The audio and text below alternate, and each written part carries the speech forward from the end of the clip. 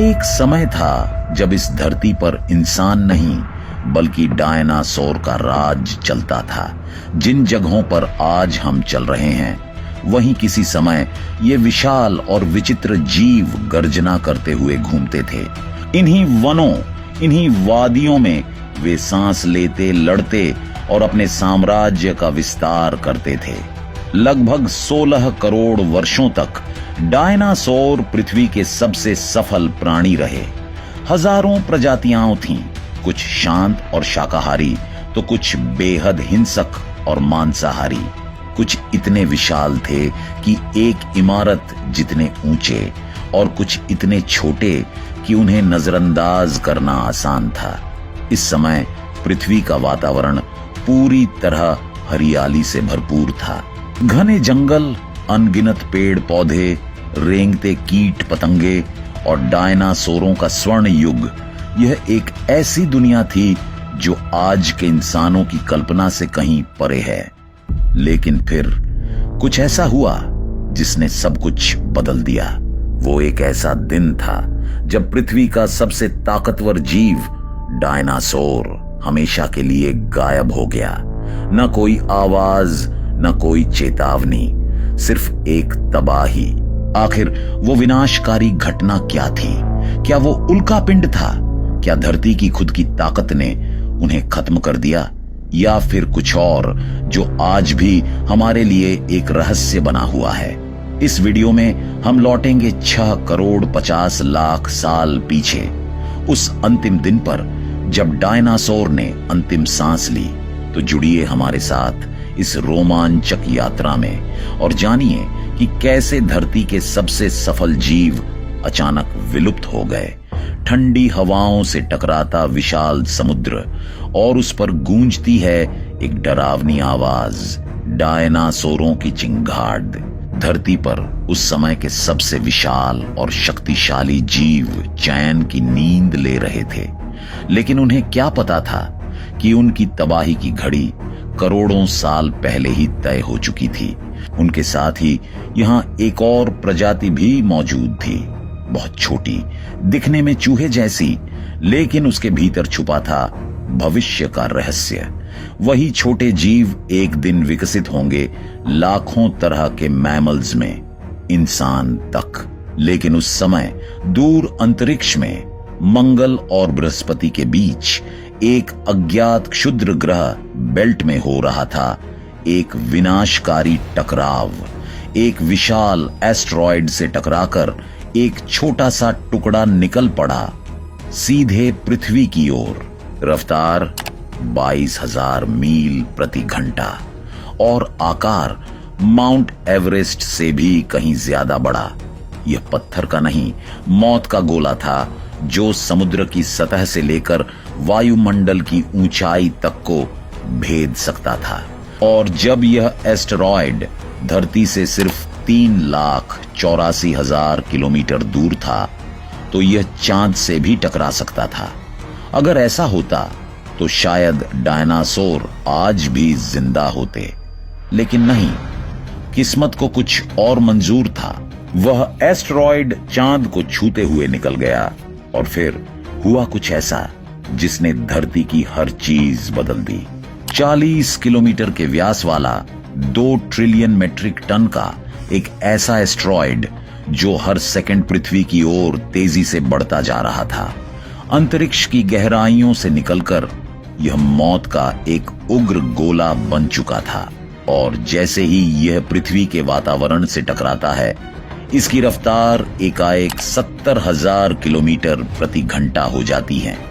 घर्षण की वजह से ये एक जलता हुआ सूरज बन गया था जो सिर्फ उजाला नहीं, तबाही साथ ला रहा था। पृथ्वी के वायुमंडल और अंतरिक्ष के बीच की पतली परत को चीरते हुए यह सिर्फ कुछ सेकंड में पृथ्वी के सबसे घातक हमले की तैयारी में था। ये एस्टेरॉयड युकाटन के तट की ओर बढ़ रहा था और ध्वनि से 60 गुना तेज रफ्तार से, इतनी तेज कि इसे अटलांटिक महासागर पार करने में सिर्फ 4 मिनट लगे। और जब यह धरती की सतह से 500 मील ऊपर था, इसकी चमक इतनी भयानक थी कि जमीन पर मौजूद विशाल डायनासोर ऑल्मोसॉरस का शरीर तक पारदर्शी दिखाई देने लगा। लेकिन इससे भी ज्यादा डरावनी बात यह थी कि एस्ट्रॉइड के टकराने से पहले ही हजारों जीव सिर्फ उसकी रोशनी और गर्मी से अंधे हो चुके थे। वो इसे देख नहीं पा रहे थे, लेकिन उसकी भयानक गर्मी उनकी त्वचा तक को झुलसा रही थी।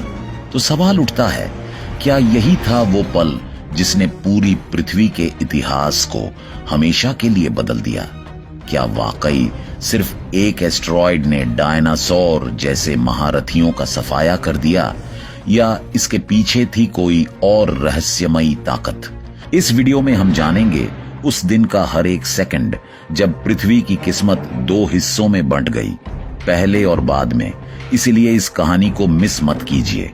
सिर्फ कुछ ही पलों में एक विशाल एस्ट्रॉइड मेक्सिको की खाड़ी में आकर टकराता है और फिर होता है इतिहास का सबसे विनाशकारी विस्फोट। तापमान करीब 35,000 डिग्री सेल्सियस, यानी सूरज की सतह जितना गर्म। आसमान एक पल के लिए दिन की तरह उजाला हो जाता है। ये टकराव इतना ताकतवर था कि इससे निकली ऊर्जा 10 हाइड्रोजन बम के बराबर थी। समुद्र का पानी 1000 डिग्री सेल्सियस पर उबलता हुआ प्लाज्मा बन जाता है और आसपास की हर चीज, जमीन, पेड़, जानवर, हवा तक 1500 किलोमीटर के दायरे में जलकर राख हो जाती है।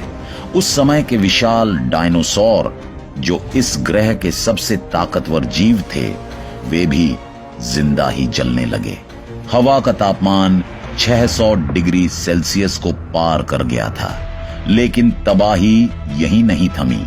विस्फोट के बाद वातावरण से टकराकर एक सुपरसोनिक शॉकवेव बनती है, जो 2000 किलोमीटर प्रति घंटे की रफ्तार से चारों ओर फैलती है। इस वेव से हजारों जानवर हवा में उड़ जाते हैं और चट्टानों के आकार की पत्थरें आकाश में उठकर फिर जमीन पर गिरती हैं, इतने जोर से कि अल्मा जैसे विशाल डायनासोर उनके नीचे दबकर खत्म हो जाते हैं। इस टक्कर में धरती की लाखों टन धातु और मलबा अंतरिक्ष में उड़ गया, और यही वो घटना थी जिसने एक युग का अंत कर दिया। डायनासोर का साम्राज्य सिर्फ कुछ मिनटों में खत्म हो गया और पृथ्वी पर जीवन का रास्ता हमेशा के लिए बदल गया। क्या यही था डायनासोर्स के विनाश का अंतिम अध्याय, या इसके पीछे कोई और रहस्य छुपा है? जानने के लिए वीडियो को अंत तक जरूर देखिए। जरा कल्पना कीजिए, पृथ्वी से एक विशाल उल्का टकराता है और उसके टकराने से बना गड्ढा 180 किलोमीटर चौड़ा और 25 किलोमीटर गहरा होता है। टकराव की तीव्रता इतनी जबरदस्त होती है कि उस जगह का सारा मेटल और पत्थर एक विस्फोट के साथ आसमान में उड़कर धूल के काले बादलों में बदल जाता है। और ठीक 16 मिनट 40 सेकंड बाद धरती की गहराइयों से उठती हैं ऐसी भूकंपीय तरंगे जिनकी तीव्रता होती है 11.1, इतनी शक्तिशाली कि शायद अरबों वर्षों में किसी भी जीव ने ऐसा झटका नहीं झेला हो। समंदरों में उठती हैं दैत्याकार लहरें जो 1 किलोमीटर ऊंची सुनामी बनकर चारों ओर तबाही मचाने लगती हैं। धरती कांप उठती है और इसके कंपन से दुनिया के सभी सक्रिय ज्वालामुखी एक साथ फटने लगते हैं। यह झटका भारत तक पहुंचता है और वहां हजारों किलोमीटर में फैले लावा फूट पड़ता है, जो अगले 30,000 वर्षों तक जलता रहता है। भारतीय उपमहाद्वीप का आधा हिस्सा पिघले लावे में डूब जाता है, लेकिन तबाही यहीं नहीं रुकती। टकराव से पृथ्वी के विपरीत दिशा में भी धरती की परतें कई 100 मीटर तक फट जाती हैं। डायनासोरों का साम्राज्य ढहने लगता है। रेडिएशन की तीव्रता इतनी बढ़ जाती है कि 1500 किलोमीटर के दायरे में मौजूद हर जीवित चीज जलकर सिर्फ राख में तब्दील हो जाती हैं। टेरासॉर्स जैसे कुछ उड़ने वाले जीव भले ही शुरुआती तबाही से बच जाते हैं, लेकिन यह तो सिर्फ शुरुआत थी। 40 मिनट बाद आकाश से गिरने लगती हैं आग की गोलियां, धातु, पत्थर और धूल के वो टुकड़े जो अंतरिक्ष में उड़ चुके थे अब गुरुत्वाकर्षण के बल पर पूरी पृथ्वी पर बरसने लगते हैं। और इसी के साथ शुरू होता है इतिहास का सबसे भीषण महाप्रलय। कल्पना कीजिए, आसमान से आग के गोले बरस रहे हैं, पत्थर जैसे गर्म गोले जो इतनी रफ्तार से गिर रहे हैं कि उड़ते टेरोसॉर्स भी बच नहीं पाए। ऊपर आसमान में जलते पत्थरों की बारिश और नीचे धरती हिलती हुई एक भयानक भूचाल से। चारों तरफ तबाही, बचने का कोई रास्ता नहीं। इन आग की लपटों ने जंगलों को निगल लिया। महीनों तक जलने वाली इस भयानक आग ने पृथ्वी को एक उबलते नर्क में बदल दिया। लेकिन ये तो बस शुरुआत थी। धूल और जहरीली गैसों का एक विशाल तूफान 6000 किलोमीटर प्रति घंटे की रफ्तार से धरती की दूसरी छोर की ओर मौत लेकर दौड़ पड़ा। इसे कहा जाता है एजेक्टा क्लाउड। इसका तापमान था 1500 डिग्री सेल्सियस। जिसने भी इस बादल की चपेट में आना, चाहे जानवर हो या पेड़, वो जलकर राख हो गया। ये गैस भरे बादल इतने मोटे थे कि सूरज की रोशनी तक धरती पर नहीं पहुंच सकी। कुछ ही घंटों में तापमान बढ़कर 300 डिग्री सेल्सियस पार कर गया। यह तबाही सिर्फ टक्कर के पास नहीं थी। जो डायनासोर हजारों किलोमीटर दूर थे, वो भी इस असहनीय गर्मी से मर गए। देखते ही देखते लाखों जीवन समाप्त हो गए और धरती की पूरी आबोहवा बदल गई। बस 90 मिनट के अंदर धरती पर जीवन के इतिहास की सबसे बड़ी प्रलय घट चुकी थी। और फिर वाष्पीकृत धातु, पत्थर के टुकड़े और बारीक धूल ने मिलकर बनाया एक ऐसा काला गुब्बारा जो ऊपरी वायुमंडल में फैलकर पूरी पृथ्वी को ढक लिया। अब सवाल उठता है, क्या आज फिर ऐसी तबाही मुमकिन है? और क्या पृथ्वी किसी अगली प्रलय के लिए तैयार है? एक समय था जब पृथ्वी पर जीवन फूला फूला था। हर दिशा में हरियाली, विशाल डायनासोर, समुद्र में राज करने वाले समुद्री राक्षस, सब कुछ था जैसे एक ग्रैंड बायोलॉजिकल साम्राज्य। लेकिन फिर आया वो पल जब आसमान से गिरा आग का एक जलता हुआ ग्रह। इस टकराव से उठी राख और एरोसोल्स ने पूरे ग्रह को अंधेरे में डुबो दिया। सूरज की रोशनी जमीन तक पहुंचना बंद हो गई।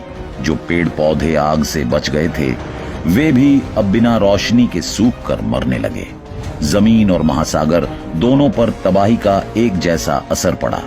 समुद्र में रहने वाले विशाल जीव, अमोनाइट्स और अन्य समुद्री सरीसृप सब खत्म हो गए।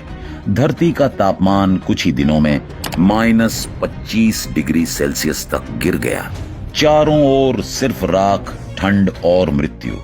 अंधेरे का ऐसा साम्राज्य फैला कि दिन और रात का फर्क मिट गया। भोजन मिलना लगभग असंभव हो गया। यह अचानक आई वैश्विक ठंड कई दशकों तक चली।